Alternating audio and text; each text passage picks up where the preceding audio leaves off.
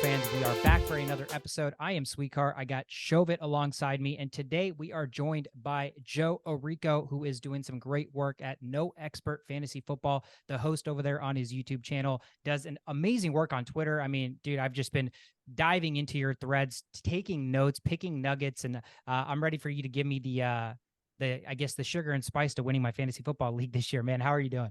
I'm great. That was quite the intro. Thanks so much, guys. Let's have a good episode today. Really happy to be here. Going to be a lot of fun. So yeah, absolutely. Real quick, before we dive into what we want to talk about, Joe, I want to give you the floor for like a couple minutes. Tell us a little bit about what brought you to fantasy football, where the football fandom started, a little bit about you kind of on the personal side so the listeners, viewers can get to know you a little bit. yeah, I appreciate that. Well, I mean, you said it yourself, right? I mean, I named my channel No Expert Fantasy Football. I began my fantasy football journey of making content, not as somebody with a degree in fantasy football, if you will, but just someone who loves the game, enjoys winning, enjoys having fun, enjoys the camaraderie that comes with it, enjoys doing things like this, right? So I've realized it was a passion of mine, and I just went full force, dove right in, not as an expert. But now, I mean, I think, a year or two later, I might be approaching that point. But yeah, on Twitter at NoExpertFF, that's where you can find all my content, and YouTube as well. So you're gonna have to change your name to Expert FF soon, man. Yeah, I got the silver logo for the No Expert FF. I might change it to Expert, make it gold. I've thought about it, but I'm not there yet. That seems like the perfect organic segue when you've made it. You're like, I'm officially taking off the no on my experts. So right. We'll see. That's awesome. Just from a football perspective, Joe, who's your squad and who's your favorite football team? Oh geez, I get a lot of slack for this with my friends back home. I'm not a bandwagoner, but like I just love my fantasy team. So I tend to like root for those teams eventually, but I'm from New Jersey, so if I got to pick a team, it is the Jets, and in true bandwagon fashion, of course. But I own a Zach Wilson jersey. I'll go show you. Not one of my better purchases, but yeah, Jets, baby. Yep. That's awesome. That's a great year for the Jets. Are you watching any Hard Knocks? Oh yeah, watched episode 3 last night. Good time. Yeah, I mean every Tuesday, 10 p.m. for me. I mean gotta change the bedtime a little bit. So yeah, absolutely. No, that's awesome, man. Awesome. So glad to have you. Let's dive into the meat and potatoes today, Joe. We want to talk about 3 players that are undervalued heading into the 2023 fantasy football season. I will kick us off so you kind of get the structure and the gist of things. My number 1 player that is undervalued, which seems crazy, is Cooper Kupp. Cooper Kupp, ESPN has him ranked 6th overall, right? Overall, not just receivers, but he's going behind guys like Austin Eckler, obviously Travis Kelce, even Jamar Chase. Now, like, it's the cream of the crop. It's the top tier talent. So don't get me wrong. It's tough to say like one is better than the other, but I think recency bias has come into play. We're picking guys like Jamar Chase, who's up and coming, but Jamar Chase is in an offense where there's a number 2 receiver that is almost as gifted as he is, right? Let's not forget that Cooper Kupp in 2021 was wide receiver 1. Let's not forget that Cooper Kupp last year was wide receiver 1 before he got hurt. And on a points per game basis in just 9 games, he was still number 1. So I think it's crazy that we have even guys like Kelce going outside ahead of Cooper Kupp. I wouldn't take Chase ahead of Cooper Kupp personally, but that's just me. Even Austin Eckler, I have my reservations. So I think people are forgetting about how good Cooper Kupp was. I know the hamstring injury concerns. I know Matt Stafford and his injury concerns. That offense and that team as a whole last year was in such disarray that I think we forgot that a year before that they won the Super Bowl. So I have Cooper Kupp on my number 1 player that is being undervalued this year. Joe, what are your thoughts there? Yeah, no, I totally agree. I put out a tweet last night, something along the lines of you're up with the 104, standard draft. CMC, Chase, and JJ, of course, are off the board. Who do you take? Now, my pick's a little surprising. It's Saquon. Maybe we'll get into it later. But Cooper Kupp is right there with him at the 104. In fact, I don't think there should be much debate. You touched on it, the points per game. He has the highest PPR points per game of any player, any position, including quarterbacks, the last 2 seasons. Yeah, Cooper Kupp, arguably, we're really doing the thing again where we don't draft him in the top 5, and he's going to be the best player in fantasy again. So that's my thoughts. As good a pick as it comes for me. Yep. Yeah, I mean, last year, this time we're having a debate of whether it's going to be Jefferson or Cooper Kupp that finishes wide receiver 1, right? So I'm going to give you my reservation on not picking Cooper Kupp, and I just want to know your thoughts on what you think about this. But like, it's just the Rams team as a whole, right? So come time for week 13, 14, are the Rams going to be relevant? And are they going to still play their starters as you expect them to play? And that's my only, and the fact that, Cooper Kupp is getting a little bit older. He's hitting 30 now. Will he still be? He doesn't have any competition. Van Jefferson, that's an afterthought. But just the fact that the Rams team as a whole, I'm just not convinced that you will get that production. It's like fancy playoff times. You need your wide receiver one to be there. I don't know if he's going to be there. So that's a little hesitancy there for me, but just interested to know your thoughts on that. Yeah, I mean, again, hesitancy is normal, right? That's why we're talking about him in the 109, or I mean, he's getting drafted like 108, 109 is where I'm seeing him. So that's why we're talking about the hesitancy, because if there wasn't any, he'd probably be going 101 or 102, right? Like just years past. But I think if healthy, the hardest part about being a fantasy football expert, Joe, is that you can't project for injuries. I think if you start to project injuries, it makes rankings and ADPs all that much more difficult. So I'm basing this on the assumption that Cooper Kupp is going to come in and be healthy. It's a hamstring. He's 30. So, see Keenan Allen, if you want to talk about older age wide receivers that have nagging hamstring injuries. But until I see that it is nagging and he's not going to be the same player, I will be just remiss if I, pass on him and then I see him produce wide receiver one number. So that is number one on my list for you guys. Let's move right along. Number two on my list for most undervalued players, Garrett Wilson. He is very, very popular this offseason in topics amongst fantasy football world, and rightfully so, Joe. The New York Jets got Aaron Rodgers, so they were just a quarterback away. Last year, Garrett Wilson was fifth or sixth in targets, with Mike White and Zach Wilson and Joe Flacco throwing him the football. Like, that's absurd. And now you look at this year, you have Aaron Rodgers, who loves to force feed his number one receiver, Devontae Adams. I think the last 4 years with Rodgers, 12 touchdowns, 10 touchdowns, 13 touchdowns, 18 touchdowns, 11 touchdowns, 5 years. And so I think the biggest part of Garrett Wilson's game that lacked last year was touchdowns, right? So he was seeing the targets with a horrible quarterback play, with a running back that was basically putting himself on the map as a superstar. And now you go out and get a quarterback in Aaron Rodgers. Garrett Wilson is getting drafted behind guys like Diggs, Lamb, and even Devontae Adams, who we just talked about. Don't get me wrong. People probably think I'm crazy for drafting him potentially ahead of those guys. But where I see him finishing at the end of the year, if he's fully healthy, Rodgers is fully healthy all year, is he's going to finish ahead of those guys, in my opinion. So for me, Garrett Wilson being ranked by ESPN right now is like 15th, wide receiver 8. I think he's closer to wide receiver 4 or 5 with top 3 upside. Shovit, thoughts?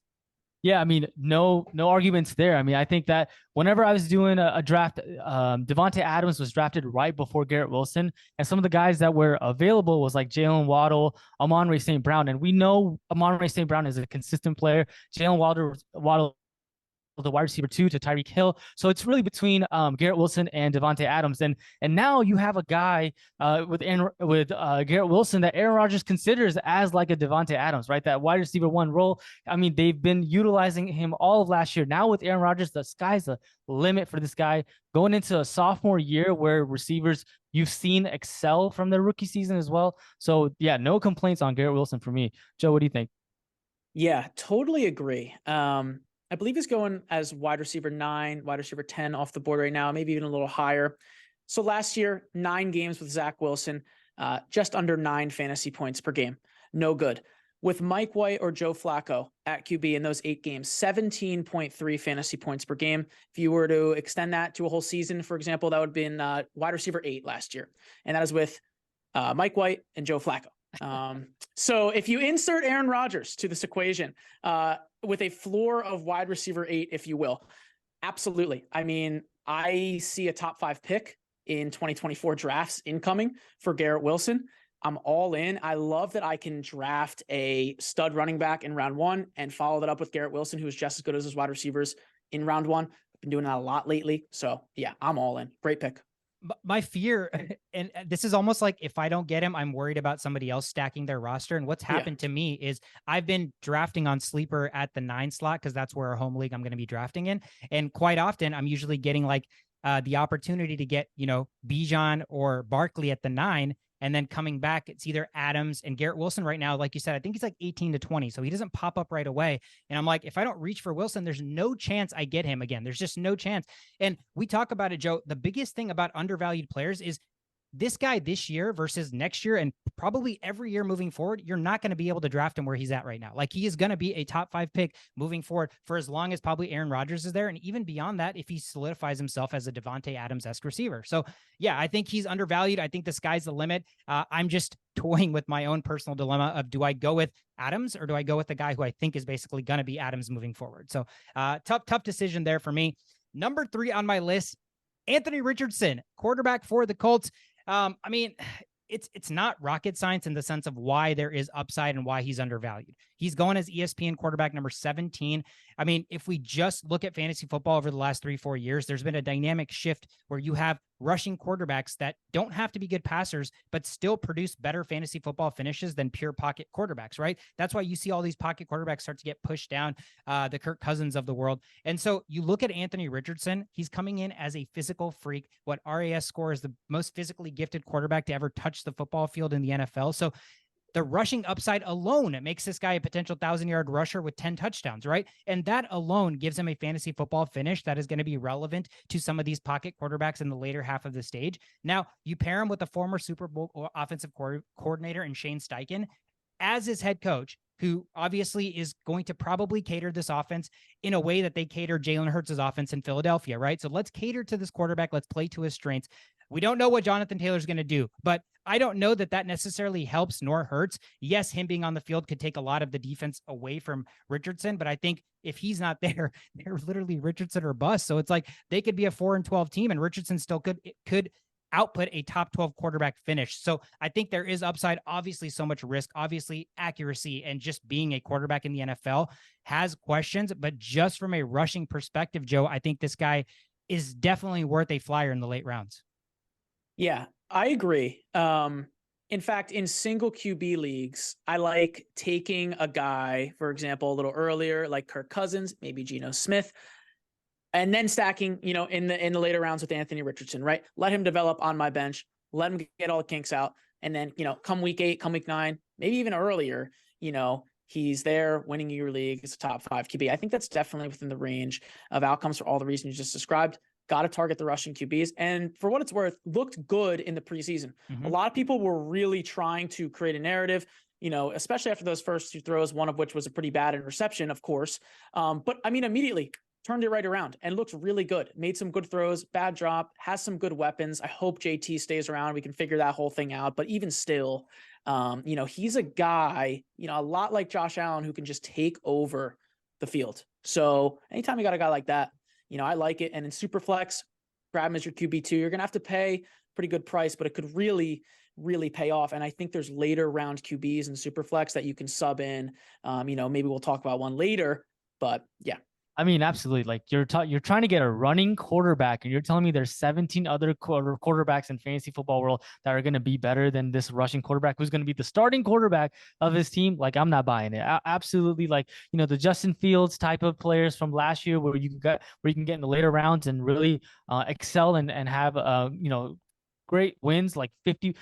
Justin Fields had like 50 points one week, right? Like he has the ability to be able to do that. Whether that happens or not, we'll see. But you'll take that gamble, and great value pick as well. So yeah, no complaints from here. Yeah, it's crazy to think range of outcomes for him, not out of the range of possibilities. Then you think of a guy like Kirk Cousins, even a guy like Aaron Rodgers. You're not getting a 50-point performance for any of those quarterbacks this year. It's just not happening. Geno Smith, not happening. Kirk Cousins, not happening, right? So that is why he is worth that late round flyer. Joe, I'll kick it over to you. Give me your 3 undervalued players, my man.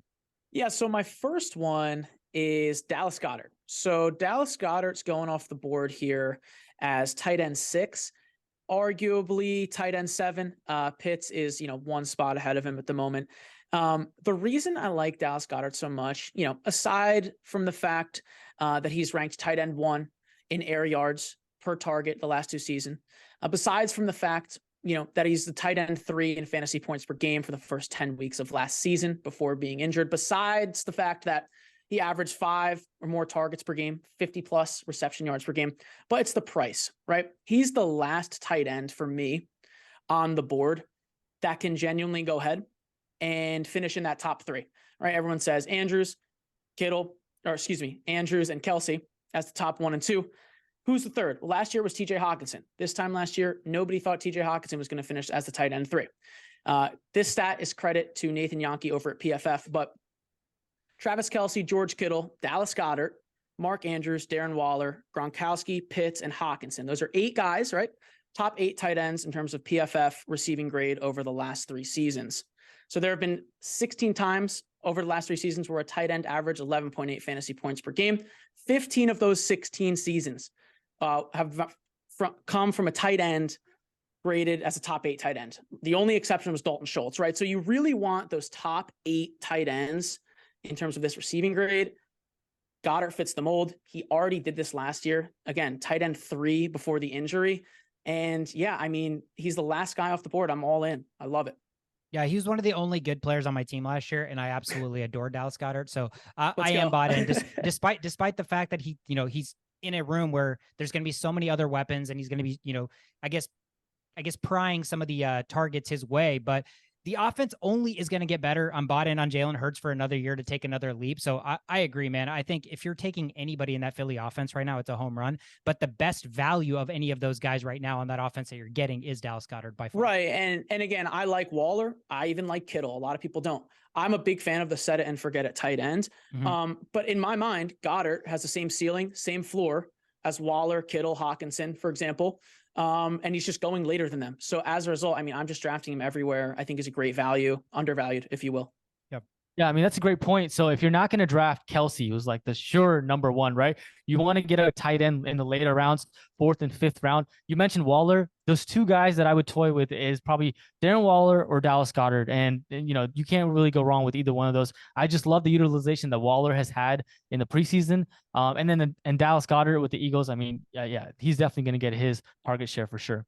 Yeah, so much buzz around Waller and the Giants camp this offseason, right? I mean, if he's healthy, he's one of the few freak show tight ends of his kind. So hopefully he is healthy. Joe, give us your second one. Yeah, my second guy, currently the wide receiver 39 in drafts. Brace yourselves. It's Gabe Davis. So he's going 95th overall in the late 7th round, sometimes the 8th round. He's going around guys like Treylon Burks, Odell Beckham Jr., Kadarius Toney, for example. Those guys are a little bit behind him. But yeah, I just feel like Gabe Davis's ADP of wide receiver 39, it's going to pay off. That's really the floor, considering the floor we saw it last year. It was wide receiver 28 where he finished. He played through Josh Allen's elbow injury, and he played through his own high ankle sprain. I mean, every single report out of camp this season, Gabe Davis breakout season. We have the team tweeting that there's going to be a Gabe Davis breakout season. 100% hit rate on that, by the way. But he really should be the number 2 target for Josh Allen. It's very little risk. He's going to beat his ADP. And how many guys, when you look at Treylon Burks or Odell or Kadarius Toney, how many guys can go out and be the wide receiver 1 at that ADP? Maybe like Michael Thomas, right? If you get a few games out of him, sure. But really, in that range, in the 8th round, if you can get Gabe Davis as your wide receiver 4 or like your flex, if you can sub him in and out of your flex and he goes and drops 45 points, you're probably winning. And if he's your flex, well, if he drops 3 points, maybe it's not the end of the world. So I just love that ability from a player going sold late in drafts to just win me a week. And last year also, he caught under 60% of his targets. So that's bound to increase this year.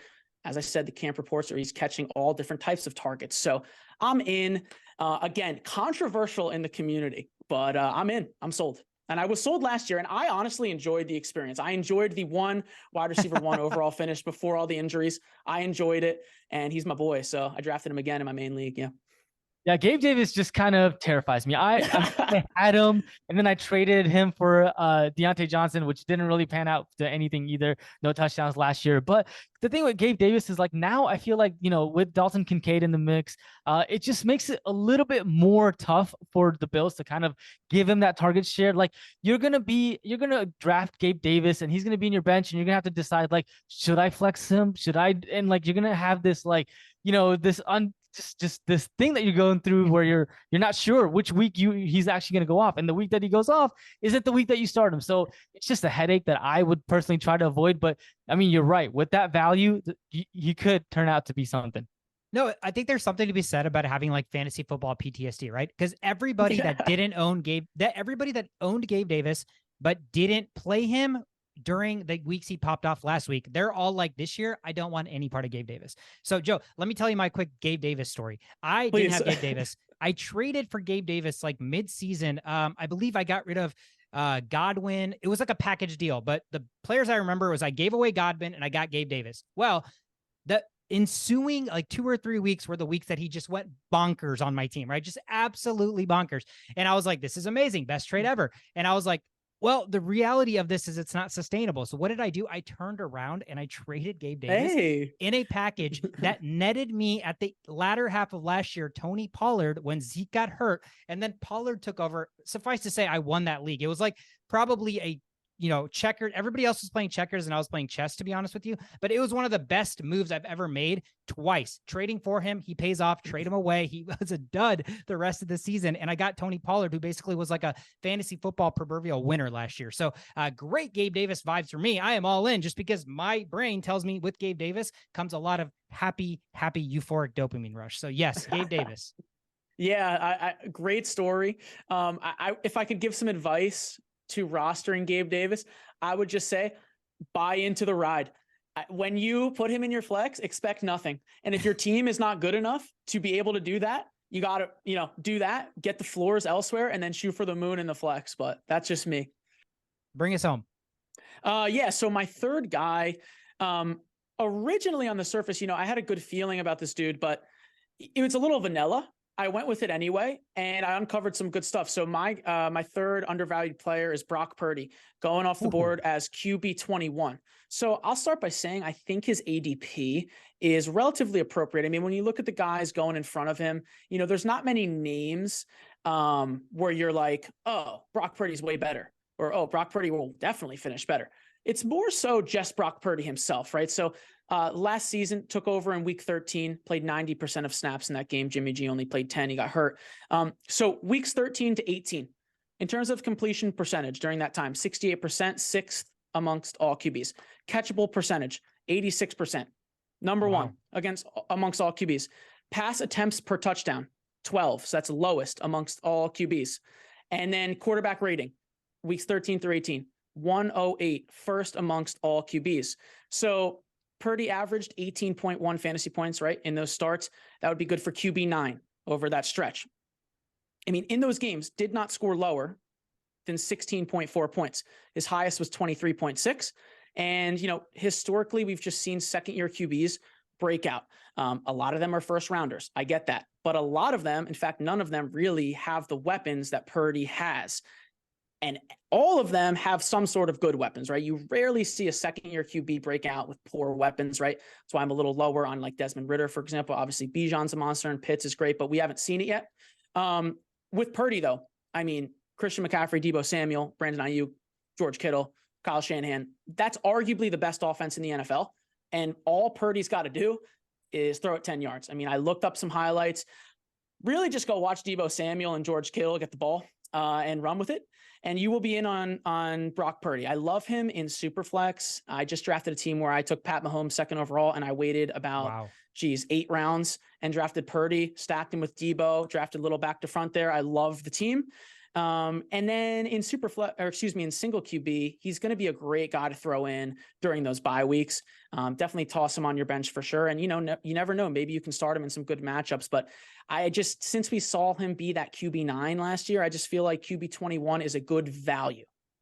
Yeah, I wanted to debunk your take with the laziest San Francisco 49ers quarterback takes that we always hear, where it's like, oh, it's Kyle Shanahan, anybody can play. But now with Trey Lance being third on the depth chart, clearly incapable of figuring out the Shanahan offense, I think we can put that narrative to bed that every quarterback that's on the face of the planet can get thrown into that offense and succeed. So that actually helps your argument, Joe. I do like that. I would personally go into my fantasy football draft, and I don't know anybody that'd be like, I have an idea in my head that I'm going to draft Brock Purdy. So it's about as undervalued gets, basically. So I absolutely love it. And if Brock Purdy comes on to any sort of the scene where he is viable, top 12, top 15, like, you are going to be the only guy that I know that said Brock Purdy is undervalued. So I love it, man. Shove it. Do you have any thoughts on Brock, Big Cock? Yeah, I mean, well, so for me, I think Brock Purdy could be figured out. But Here's why this is a good pick, and I like the undervalue, because his first test is going to be against the Pittsburgh Steelers, who notoriously have a pretty good defense. So, right? So, Who is your favorite team, by the way?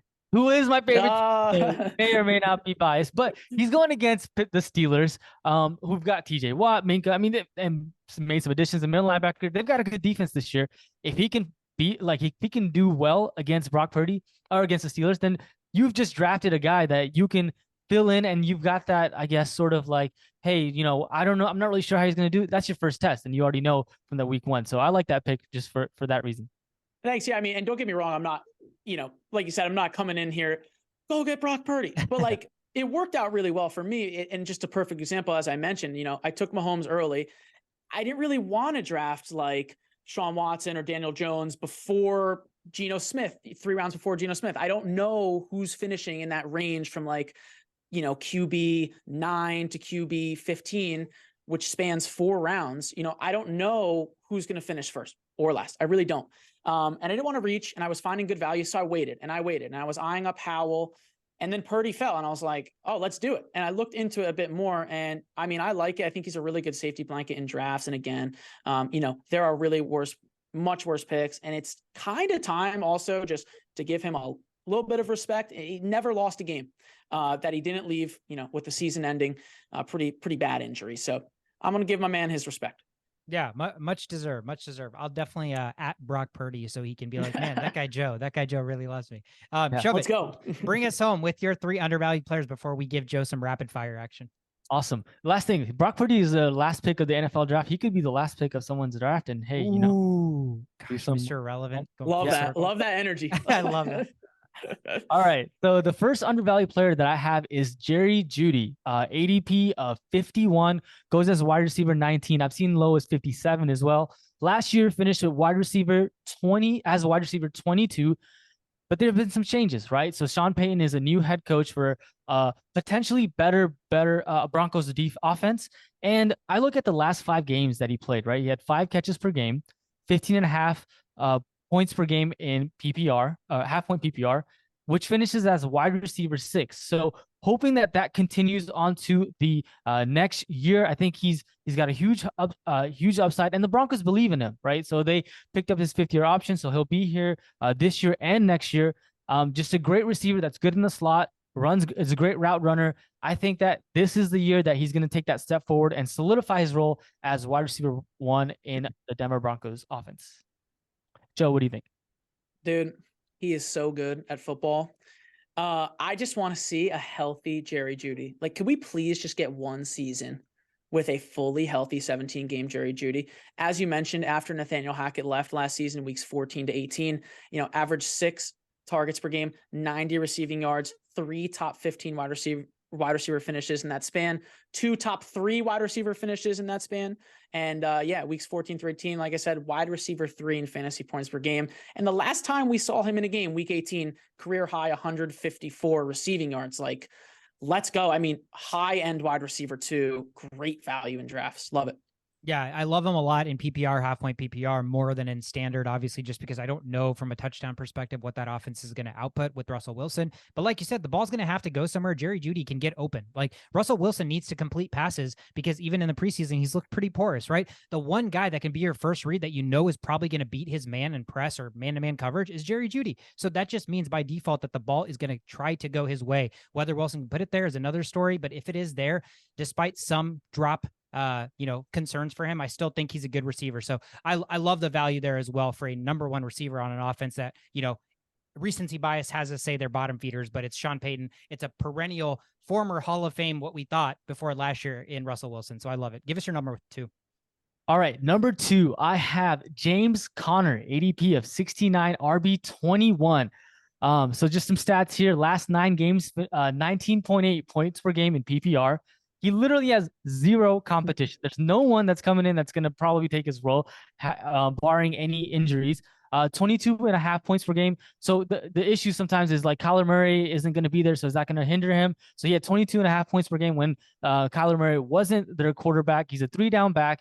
Just he's going to have the workload, right? And the coach, Jonathan Gannon, has put an emphasis on running the ball. Their offensive linemen, they've also been saying like there's been an emphasis on this. So I think that, that's going to allow James Conner to be that James Conner that we saw. I remember for last year, the year before, we just kept getting touchdowns, touchdowns, and touchdowns. Like, this has got to stop. It didn't. And I think that we can expect something as similar to that this year as well. And then last but not least, right? So Connor has gone out and said to draft him in fantasy football. And it's not a stat, but it's just a cherry on top. It's a vibe, bro. Austin Eckler tells you that, you're drafting him. So I think when players bring up fantasy football on their own and say, draft me, like, that's an emphasis, right? I think there's plenty of players that are like, don't bring up fantasy football. I don't give a shit if your team won, lost. I don't care. But when you have guys like Eckler, guys like Connor, they're like, yo, draft me, bro. I'm going to be good. It's so hard for me to not draft that player at that point. Like, they put their like name out there. It's like, I've basically written this ticket and now I have to like put my money where my mouth is. That's kind of how I look at it. And James Conner, like you said, the best thing about him, there's nobody behind him and there's nobody else really in that offense. Hollywood Brown, yes. But do we know that Kyler's even going to play quarterback? Is it going to be Colt McCoy? Like, they're going to be forced to give the ball to Conner, whether they like it or not. And all the people that didn't have Connor the year where all he was doing was getting like 50 yards and a touchdown or two. It was the most inefficient but great fantasy football year. I had Connor that year, so I loved it. I love the touchdown dependency because somebody's going to have to score on this offense. I don't think they're going to have 0 points every week. Connor seems like the most likely touchdown dependent player on this team. Yeah, I mean, it's really simple. Everything you guys said, and I will add that 2 running backs averaged 50 plus snaps per game in 2022. Saquon Barkley and James Conner. He is literally the cheapest workhorse running back available in drafts. And by the way, everybody knows this. It seems everyone's in, but the ADP doesn't go up. So for all of you who are hiding the secret of why you're not in, we know you're scared of the injuries. More for us. Absolutely. Don't move that ADP. Everybody's in on him, but it stays where it's at. We'll just keep drafting more Connor. Yep. All right. Last but not least, I have also running back James Cook at ADP of 83, RB 25. Couple of reasons that I like James Cook is that he did. So looking at preseason, saw 100% of the starters reps during preseason, not Damian Harris. It was James Cook. And he's in one of the highest scoring offenses this year. He catches the ball. I don't think that Damian Harris is going to be an issue just based off that utilization in preseason. And I think that, moving forward, Bills just need to have a more balanced attack, right? Like, the pass heavy running the ball with Josh Allen, like that's causes for injuries. So I think that with ADP 83, you don't really have to start James Cook like right off the bat. He can stay on your bench, but I think there's a massive upside that he could be the, not the focal point, but like an RB1 on your team and could get you touchdowns this year. It's not every year that you have one of the best offenses in the league and their starting running back, who seems like is going to get all of the touches, is going as the 25th running back, right? I mean, we think about the juggernauts this year, and for some reason that seems to be the case with the Chiefs and their running backs going lower. You have obviously the Bills and their running backs going lower. But I agree with you. I think James Cook is primed for a breakout. The Bills are not getting the job done putting the ball in Josh Allen's hands all the time. Like, he is a phenomenal player, but he's also prone to making mistakes. I think that's the biggest caveat between him and Mahomes. So I think having a more balanced attack, opening up some play action where he's getting open windows to throw the football and not having to press the ball. Maybe he'll find Gabe Davis for those bombs. Maybe Gabe Davis will have those 40, 45 point weeks just because of James Cook coming onto the scene and forcing defenses to play forward a little bit. I think, again, the whole team over the last 2-3 years has had Super Bowl or bust aspirations, and they've been so close. And I think the biggest thing that you can point to that, obviously defenses lapse in the playoffs and stuff, but what's like one area of weakness or one area that the Bills could get better at? It's running the football. So I think just naturally they have the talent there. He's been sitting in the backfield last year. So I just think, like you said, you're getting him as the 25th running back, who is a starting running back for probably the best offense in football. So sign me up 10 out of 10 times. Yeah, I think for me, for the first time this episode, I'm a little colder on James Cook. Now, this is not a James Cook problem. I think he possesses the 3-down skill set. Obviously, he's very, very good at football. In fact, I think his ceiling could be this year's Tony Pollard. I mean, he's relatively overlooked in drafts, good after contact. Like I said, 3-down running back, great offense, pass catcher, explosive. I get it. We've just never seen from the Bills a running back, really be super fantasy relevant. We've also just haven't seen it from James Cook yet. I mean, he was pretty good last year to close the season. The utilization was kind of there, but really in terms of like the monster outputs you look for with a breakout, even just one game, 2 games, we never really saw it from James Cook last year. So I just worry the start might be a little slow here for James Cook. Like I said, the ceiling's super high. Just think in terms of other guys going around that ADP, David Montgomery, for example, going 4 picks later. I'm in there. Detroit, most expected fantasy points at the running back position in the NFL. I think if Cook was a little bit lower behind guys like Monty, even behind Javonte, I'm a big Javonte guy, but obviously he's risky. More in that Brian Robinson range or Khalil Herbert range, I'd be a bit more excited. I think it's a little pricey, but again, like really big ceiling and not the riskiest, to be honest. So I don't hate it, but not my favorite. Yeah, I mean, I agree with you. In terms of Montgomery, like the only thing that I have against Montgomery is like you just don't know what you're gonna get with the Gibbs Montgomery. Like, well, is it 50-50 or I understand they did go out and pay him, but if Gibbs starts performing like really well, and he could get majority of the shares, even if it's 60-40, you're dealing with a guy in James Cook that could be a lot more than just 50-50, right? Like he could be the number 1 running back for that team. And so that's why I feel like there's a little bit more upside, but Montgomery might be the safer pick. Right. And that's just the constant balance. I mean, you guys know that's the balance, upside versus safety. And again, it all just comes into your roster construction. I just worry.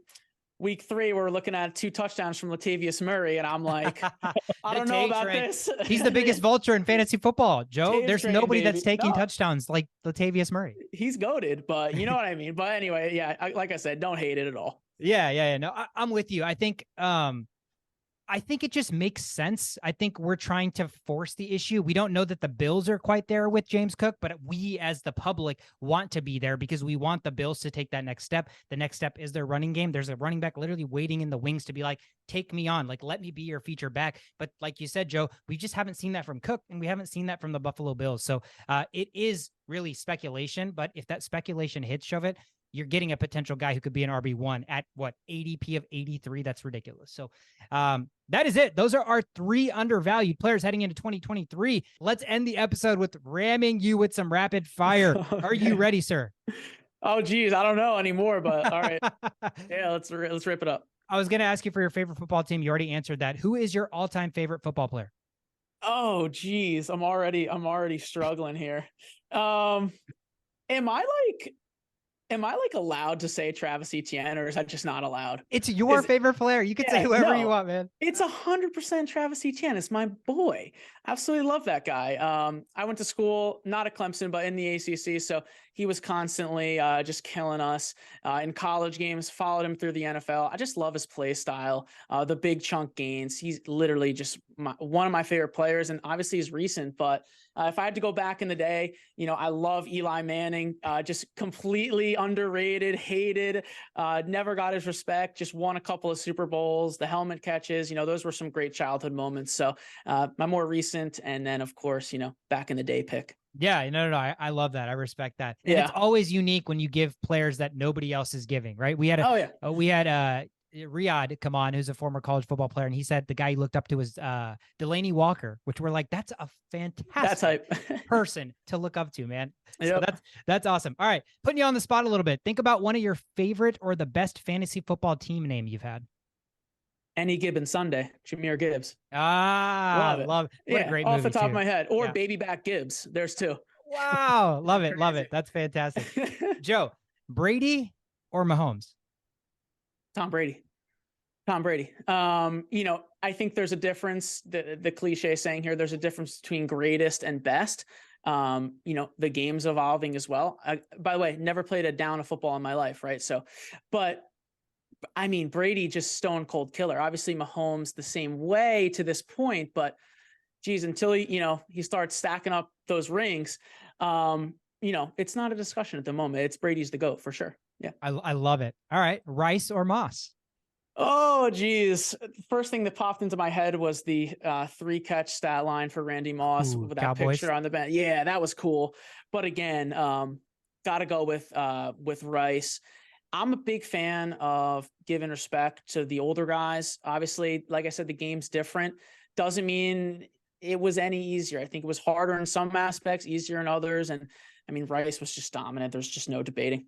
Yeah, no, that's fair. Even though I'm a Vikings fan and Randy Moss is my favorite player of all time. Hey, he's goated, but all right. 2023 biggest sleeper. Oh, biggest sleeper of 2023. I would have to say most likely Jahan Dotson. So he's going, I'm pretty sure he's still going outside the top 30 wide receivers. I really wouldn't be surprised if he finishes as a top 12 wide receiver. I wouldn't be surprised. And this, again, I had these thoughts before the McLaurin injury. Mm-hmm. He is just so good. Just go on YouTube and watch Jahan Dotson NFL highlights. He is doing things that I can't really even do in Madden. The spin move, touchdowns, yards after it's crazy. It's not, he doesn't get the most hype sometimes just because he's on the Commanders and Sam Howell, who looks great. But yeah, he's a guy I really think could surprise a lot of people. No, I think I share that sentiment as well. Coming out of Penn State, he was one of the best route runners I'd seen. I think he was just so smooth and fluid with everything he did. Yeah. I'll even take it one step further, Joe. I wouldn't be surprised if ADP, McLaurin's going where? Fourth round right now? Fifth round, maybe? Yeah. I wouldn't be surprised if at the end of the season, Dotson finishes where McLaurin would finish and McLaurin finishes where potentially Dotson would finish. I really think he's got the talent to be a true number one receiver. Now that offense, like you said, Sam Howell, right? We don't know who's going to get the football or how much they're going to get the football, but two guys on that receiving corps, tremendously talented. I love Jahan Dotson, all in on him this year. Let's flip it though. Biggest bust of 2023. Jeez, biggest bust of 2023. I'm going to anger people. People will get mad. I love that. But yeah, it's Mark Andrews for me. Wow. So just in that ADP range of 22 to 30 where he's going. The main argument for Andrews, coming off of last season, defending the bad season, was that Lamar Jackson was injured, of course. But actually, if you look at his 2021 season, he averaged 6 more fantasy points per game with Huntley at QB. So it's arguable that if Lamar didn't get hurt in 2021, he wouldn't have finished as tight end 1. And people look at the tight end 1 finish and like, oh my God, this is the only guy other than Kelsey that can do this. And they see last year, he didn't do it last year because Lamar was hurt. And really, when you look into it, there's more to it than that. I think Mark Andrews is a great player. I think he is one of 2, maybe 3, if you include Waller, tight ends that can lead the team in targets. He's fantastic. The late second round price tag's a little rich for me. If he finishes tight end 4, A, you're going to be disappointed, and B, that's a bust, in my opinion. So, yeah, no, I totally, it's just about ADP, right? So where he's getting drafted in the value versus what he could potentially finish versus the guys that are drafted way beyond him that could finish just as good as him, if not better. Yep. All right. Who is the 2023 league winner, Joe? The 2023 league winner is Jahmyr Gibbs. Jahmyr Gibbs is a smash draft for me anywhere in the 3rd round. I took him early 3rd round in a super flex league, so he should be going late 4th at that point. I'm all in. I mean, as soon as Pollard is off the board, we should be thinking Jahmyr Gibbs in that tier with Ramondre, Brees, Jahmyr Gibbs for me. So just come out of college, this is a transcendent receiving back. It's very convenient to draw the Alvin Kamara comparisons. They are 100% justified.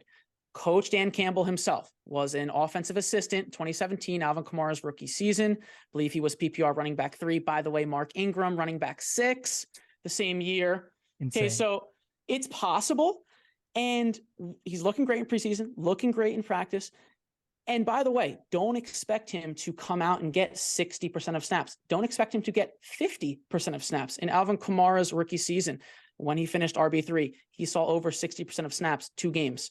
Okay. And conversely, Mark Ingram saw under 60% of snaps in all but 2 games. Okay. So expect a lot of that, but just when those receptions start piling up, you will see. And it's not going to take long for people to notice, because the first game of the season, Thursday night, Kansas City Chiefs, Detroit Lions. Kansas City is the worst defense against receiving running backs. So if it ain't hitting on Thursday night, week 1, come back, trade him away or what? But yeah, I mean, yeah, get him out of there. No, but I expect it to be happening quickly here soon in the season, and I think he could finish a top 5 running back with Bijan. This is no discredit to Bijan; both are monsters. So, yeah, I think the hype or lack thereof around Gibbs has been very, very one or the other. Like it's been polar opposites for me in terms of what I'm hearing. I'm hearing guys that are just like all in, bought in, like you on Jahmyr Gibbs, and I'm hearing guys that are just like, I don't want to touch Jahmyr Gibbs. So I'm not hearing any intermediate stuff. I think for me, pre-draft analysis before he even got drafted in the NFL was that, Joe, is this guy is a receiver basically playing running back. Like he's running routes and catching footballs like a receiver would, like a premier receiver would, not just a receiver. So I do think in a PPR or half point PPR format, there's just so much value for him. Are you taking him ahead of ETN, your favorite player of all time? No, not quite. I actually have ETN at 8, RB8 in my rankings, and Gibbs at 9. Okay. But just on that same note, our childhood running backs, Eckler, CMC, Saquon, like they're not going to be around forever. The new era is, I'd argue it's here. It's Bijan, it's ETN, it's Breece Hall, it's Ramondre, it's Gibbs. These guys for the next 3, 4, hopefully 5+ years, these are the guys we're going to be mocking in the first round. And it's exciting stuff. It's cool. It's cool to see. I think we're in a cool point right now where we can be like, oh yeah, Saquon Barkley, I remember his rookie year. Okay, let me draft him and Jahmyr Gibbs and Bijan. Like it's cool. But anyway. Yeah, no, I love that. I think you're seeing the torch being passed. The running back shelf life in the NFL is so short, the window of opportunity, right? So like you said, within 3-4 years, you're already talking about the next wave. And there is a wave. There's like multiple young running backs right now in the NFL that could be studs. So I love it. Shove it. You got anything else for Joe?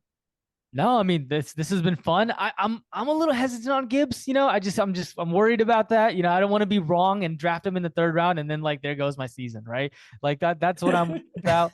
It's opportunity cost. Opportunity cost for me. But one of the range of outcomes is the fact that he could be a league winner for you. So we shall see. But yeah, this has been a lot of fun, man. Also, you mentioned Madden. What is your team to play in Madden?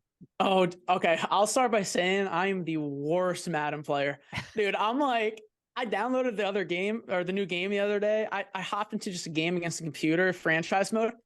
I got waxed. It was like 32-0. I had to back out, put it on rookie.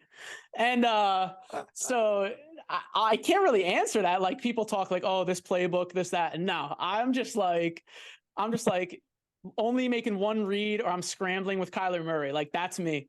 So honestly, sorry, can't really go there, but I need a scrambling QB. So I guess Ravens, the Ravens.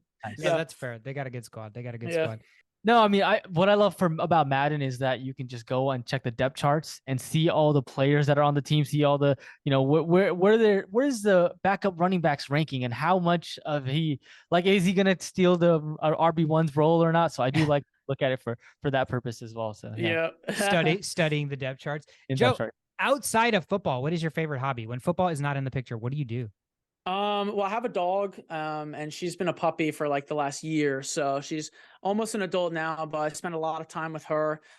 Big into lifting and running. I ran a half marathon this summer. Nice. I made it through that barely. So that was fun. And nothing crazy, but yeah, a lot of time on fantasy. And honestly, I'm not afraid to relax when the time's right. So.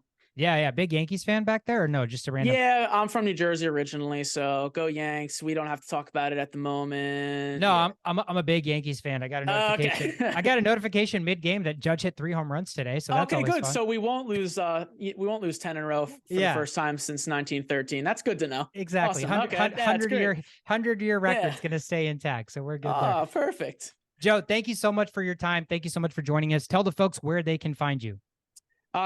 At No Expert FF on Twitter, formerly known as Twitter, now known as X, and then on YouTube, No Expert Fantasy Football. Can search my name, Joe Orrico, but mainly Twitter. It's my website. So perfect. Thank you again so much for joining us. We had a lot of fun. Let's try to do this again when the season is in the works. That is Joe Orrico. I am Sweetheart. That is Shovit. We are the only playbook. Thank you guys so much. Have a great week.